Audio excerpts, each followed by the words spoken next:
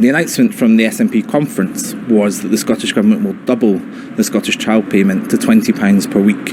And that will help around about 400,000 families once fully rolled out and take about 30,000 children out of poverty. So it's a really welcome move. But to meet their interim targets, they have poverty targets, they'll need to go further over the next few years, and will also need to look beyond social security to tackle poverty as well.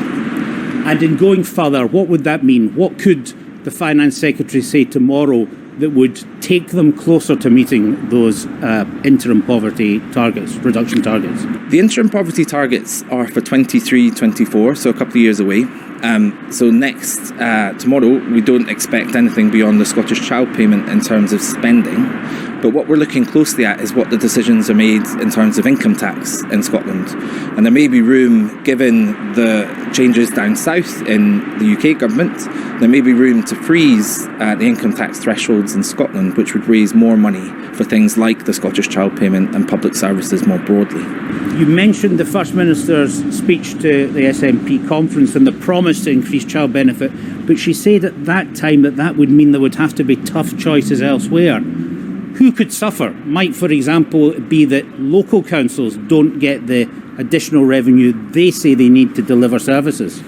So we're talking about 200 million or so extra revenue, which is a significant amount of money. I mentioned income tax. There's options there to raise more revenue through income tax, following suit with what the UK government have done up here in Scotland. But beyond that, yes, you would need to balance the budget. So looking at where spending may increase more slowly or where it may actually cut. To be honest, given the settlement that we already know from the UK government, this is less than what we've seen over the last few years through COVID, but it's more than what we've seen in terms of the money that the Parliament has to spend from just before COVID. So there may be pressures, but we're not looking at what we were, for example, in the austerity years where there were incredibly tough decisions to make. We're looking more at where increases happen and where freezes may happen in the budget elsewhere. One of the other big promises in the SNP's manifesto in May was to establish a national care service.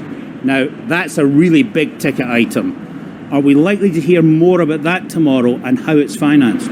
Yes, so there was this big review called the Feely Review, which proposed a national care service in Scotland, which is great news, builds on the free personal care pledge that the Scottish Parliament has had for a number of years.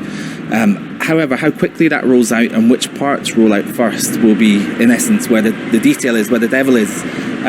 So looking at whether real living wages are rolled out across the sector, looking at how we fund care in terms of from the contractual side of things and how much money local government has is very important to that. Those will be the important things to look at in the budget. We're really supportive of that move, and we think not only can it help older people that need care, but it can also help the workers in the care service. And if you can tackle low pay in care, you can begin to tackle low pay in the economy, and that's incredibly important for tackling poverty. In part, we're talking as if we're out of the pandemic, but we know, particularly with the news the last few days, that we face a pretty difficult winter, potentially a pretty difficult winter. Are there any other measures the Scottish Government could or should be taking to protect those who've already been hit unequally by the pandemic and are likely to be hit again in the course of this winter? Well, this is the incredibly difficult timing that Kate Forbes and the Scottish Government has to manage, in that we don't know yet what the effects of the Omicron variant will be. We do know if it spreads more and if it's more infectious and if it has worse outcomes for people, it's very likely that restrictions or protections will be needed to a greater extent, which will have economic effects. But the powers to borrow more and the powers to spend more, if those protections come in, are held by the UK government.